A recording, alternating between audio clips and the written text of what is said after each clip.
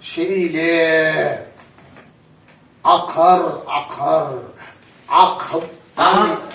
Selam. Aleyküm. Oğlanca. Ne mümkün mü kan bir zemin? Aydı ver. Ağam şur ağda koşkuda kadirtin sevuli. Koşkuyu. Oo. Yadıma düştü. Söyle vakti. Ben o başım sana. Hayran çektim. Tane. Yine. Şunu. Suyu. Mümkün var da oturup dinleken var mı? Otur. Böyle böyle. Dinle. Sen geldin. Mi? Ben geldim. Ava. Sen gittin. Hava. Benim gittim.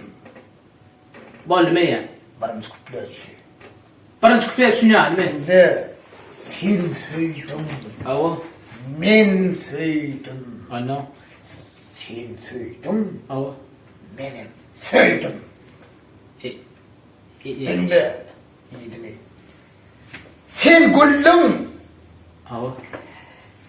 Benim güllüm. Oğlum Allah'ım. İyiydim benim bile. Böyle.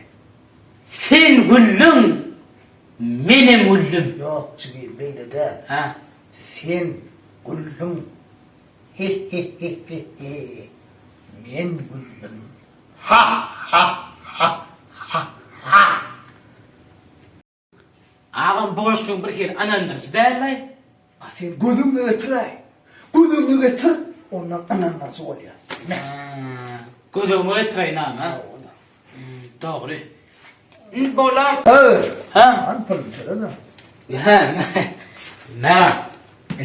Dur. Barman da mı diyor? Biz 500 manda uğraştık. Seni marağım. Şu barmana değil. Gözümü getirsin.